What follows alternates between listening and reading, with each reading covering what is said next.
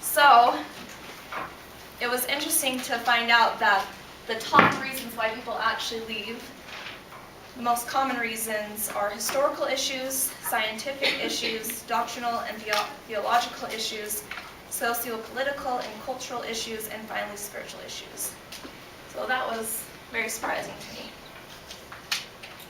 Okay, so my ideas prior, I was actually pretty biased in a way.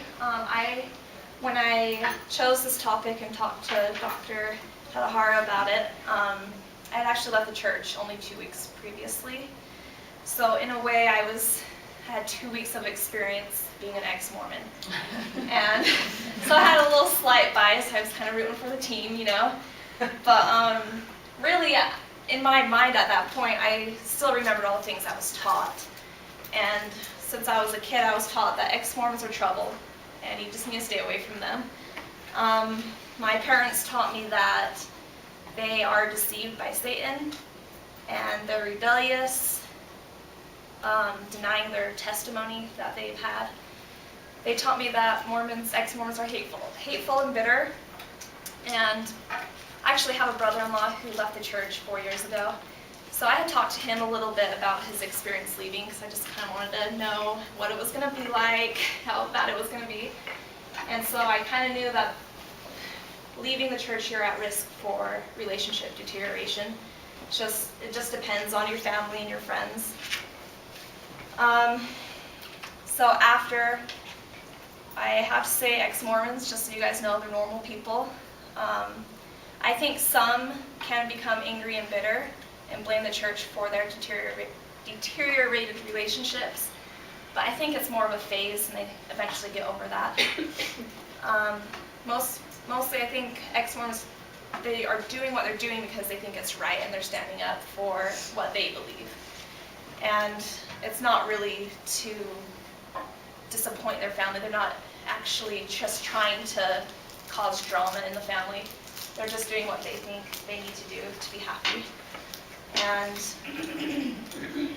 I know now that 3 months later, experiencing the things I have, that ex-Mormons are very much at risk, more than I had initially thought.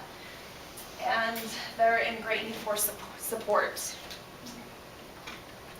Okay, so briefly, these are a bunch of the risks I just threw out here. Alienation from family and friends, strained relationships, treated harshly, psychological, emotional distress, alcohol, drug abuse, discrimination, and isolation. And I'll just go into those a little more in depth, but I just want to say that not all these risks happen to every single ex-Mormon. It just depends on them, really, and their families and their friends and how people treat them.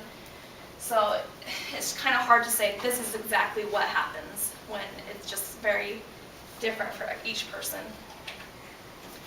Okay, so I interviewed a student in the social work department. I won't say who. But she is an ex-Mormon. She left when she was 18 years old. And I just kind of want to go through some of her experiences when she left. She stated, "My mom and grandma flipped out on me. Her family was concerned that she and her son would be ostracized by the community. Her grandma thought she had a demonic influence and never got over it. When a few years down the road, she got baptized in the Catholic Church, and no one in her family came to support her. After some time, her mother came around and supported her at her wedding and her children's baptisms. Her extended family is nice to her, but there is always distance. They all hope she will come back if they are extra nice to her. But at the same time, they stopped inviting her to family get-togethers." She stated that a lot of people thought she left because she got offended, which wasn't the case. Because, in fact, her ward members were always very nice to her. Others said she left to smoke and drink, when in fact she doesn't smoke and rarely drinks. She said she experienced isolation and rejection from family and friends. The neighbors no longer allowed her son to play with their son. She experienced that there comes depression, anxiety, fear of persecution, and paranoia when leaving. The hardest thing was her grandma and mother's initial reaction and anger towards her. Also the fact that her whole world had changed. She realized that She realized that was what she had been taught her whole life wasn't real. It was hard not feeling part of something. To this day, she still has a hard time feeling she belongs to anything. So that really kind of talks about, the isolation you feel, kind of how people might react to an ex-Mormon. And I have to say,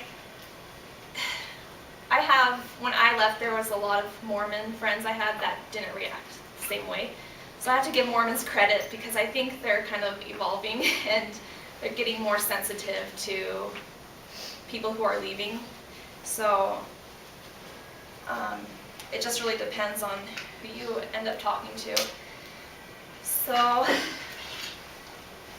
this is part of the survey that I've been talking about. This guy gave a presentation on at UVU, and he just kind of talked about the data and everything. And I'm just going to show you one of the experiences one of the respondents shared.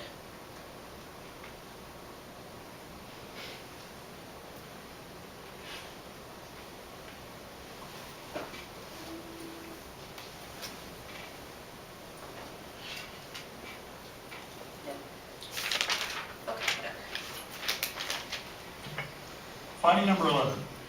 A majority of respondents indicated that their disbelief has led to high or extremely high costs to their relationships, spiritual or mental health, or employment. Numerous stories that we have gathered in preparation for this presentation help to illustrate the extent to which families have been destroyed over these issues. I will read only one. I was the 5th child in my family to go inactive, 7 children total, but the first child to officially resign from Mormonism. I told my family and my husband's family. We were taken out of wills. We went from being the first choice to raise my nieces and nephews upon a death by will to never being able to raise a niece or nephew if a sibling died. My dad told me that when I announced that I had resigned, he felt like he had been slapped in the face, sick to the stomach. Then my dad proceeded to tell me that I had caused him more pain and anguish than the 6 other kids combined. I have a brother that has fathered 10 kids. He's abandoned 6 of them. Yes, a real deadbeat dad. 3 marriages, an affair, $100,000 in debt. Some of his kids are drug addicts, teen pregnancy. But I have caused more pain than my messed up brother and all my siblings combined. I'm happily married to my first husband. My husband got an MBA at a top university.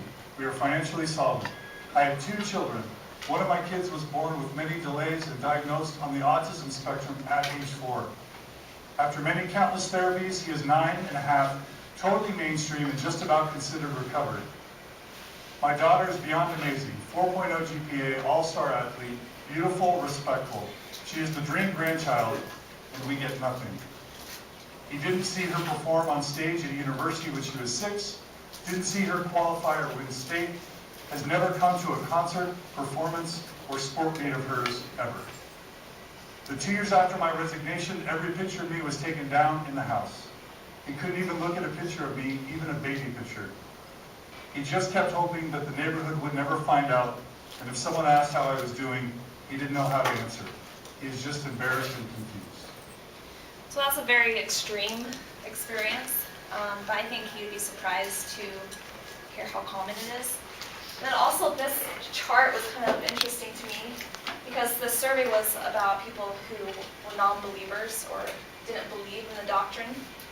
But some of them didn't actually decide to leave the church. And I thought it was interesting that the ones who don't believe in the church and stay active actually have a higher percentage of spiritual and mental costs than those who resign or are inactive.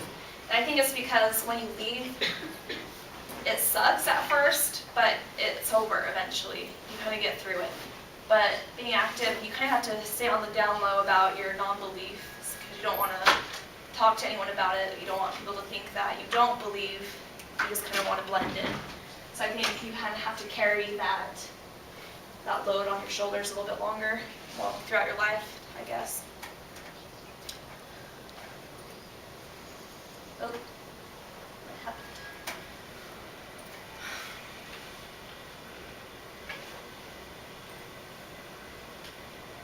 Okay. All right, and then finally one more an experience. I found this survey. No, never mind, that's a little bit later. Got all mixed up. Okay, so I found this experience of someone who left the church, but not only was he an ex-Mormon, but he is an atheist. So it's kind of like the double label that is difficult for him. I'll talk about that later too. But anyway, he said, I think it's a little indicative of our relationship to our parents that the church puts more importance on being a member and believing in God than the actual family itself. That's what scared me, thinking that my parents would think of me second to their religion. I think that's what scares a lot of members. They're scared of losing their families. And I think that's kind of brings you back to why people who disbelieve might not leave the church, because it might not be worth it to them to have that strained relationship with their family and friends. Oh, hold on. Okay. I want to get ahead of myself.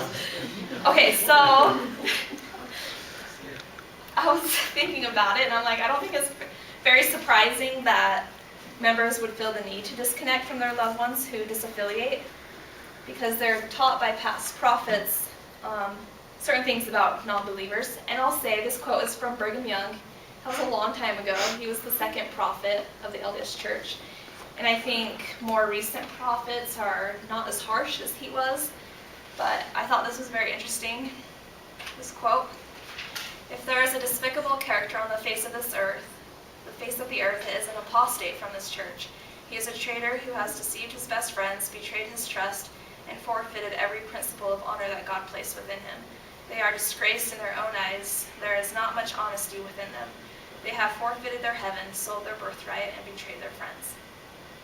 So, as you can see, that's a pretty harsh thing to say about someone who leaves the church. And I think depending on the member, what they believe, if they even know about this quote, will depend how they treat the person who leaves.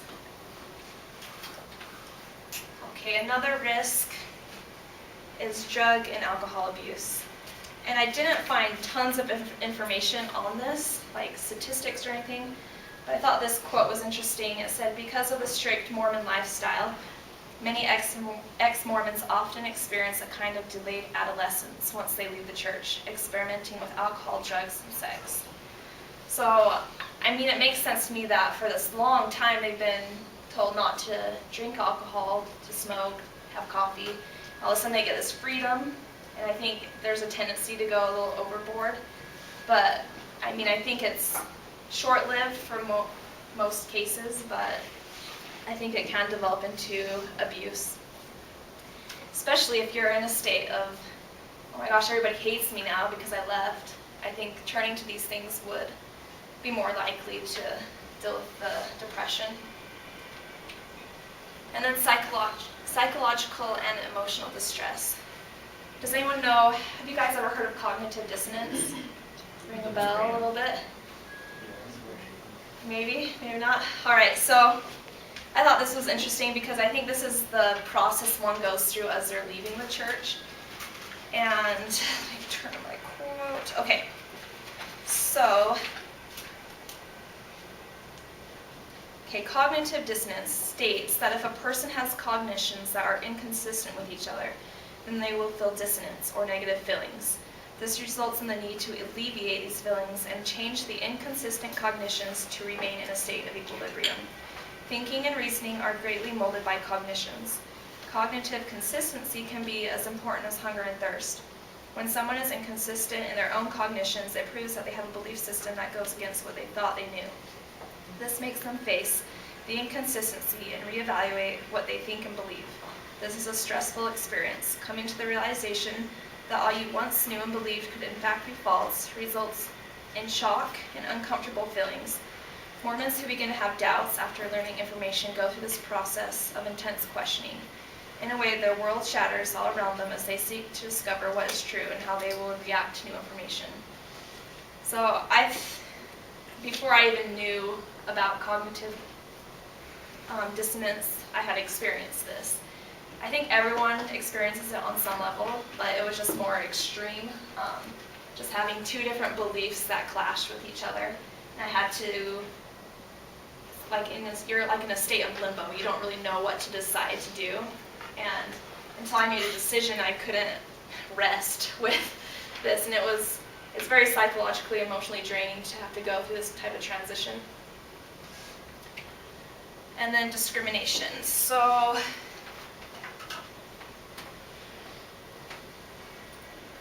okay, let's make this big. Okay, so from that survey, I should have showed this earlier, but of the 3,000 people, this is what happened to them, I guess. This is what they decided. You can see that the majority have become atheist, agnostic, or humanist. And I thought this was interesting.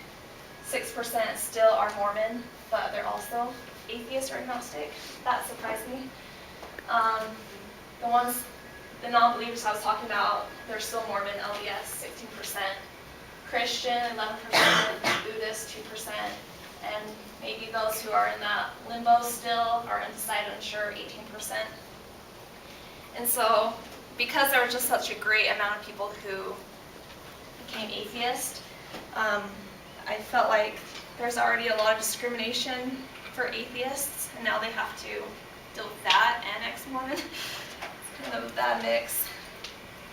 But I found this survey. One sec here. Okay, so a study observed, okay, hold up. Okay. So the study explored the discrimination that occurs towards those who self-report as atheist, agnostic, humanist, and secular. This group is referred to as religious nuns. N-O-N-E-S, not the other one. The study observed that in a family where the parents are a part of two different religions, the individual tends to report more discrimination in comparison to an individual who has two parents who are not religious. The study concluded that one who self-reports as an atheist or agnostic will experience discrimination at school, college, the workplace, and socially, but most discrimination comes from the family. And then I actually found this crazy quote. I honestly didn't know that atheists were so hated. Like, I guess I had no clue. I was shocked. American civic culture puts religion at the heart of a good society. Thus, atheists run counter to what Americans generally think of as culturally acceptable because they do not, as a group, endorse religion. As a result, they are one of the most despised people in the U.S. today. So that was very shocking to me. So of that, 43% I think that decided to be atheist or agnostic, they just have higher chances of discrimination. And it just kind of sucks to have those labels, but you have to stand up for what you believe in, I guess. All right, so for my interventions and theories, I guess cognitive dissonance is one of those. But I really thought Kubler-Ross applied to this really well. And I didn't really want to talk a ton about my personal experience, but when I saw the 5 stages of grief, I think it really applied, and so this is the only section I'm really going to talk tons about it. So although the Ex-Mormon is not dealing with an actual death, but I guess I could do that. They're kind of dealing with a representation of their own death from the person that they used to be. And for me, I had lived this life for so long that I just had to bury that person in a way. I had to mourn for that person and who I once was. So in my experience, I'm just going to go through the stages. And I'm sure you guys all know denial, anger, bargaining, depression, and then acceptance. And so I'm going to kind of go through those in my experience. So at first I wanted to pretend that I never learned the things I did. I said to myself that it wasn't worth it to do anything about what I had learned. I wanted to continue living my life the way I always had. Next, I became angry. I felt like I had been lied to for my whole life. I was angry of all the time I had spent dedicating my life to my religion. I actually went on a mission, just so you know. And only to find out that it was just another religion. Next, I bargained with God to just give me a sign to prove that I was wrong. I just wanted a reason to stay involved in the religion I had given so much to. And when that didn't come, I felt depressed and abandoned.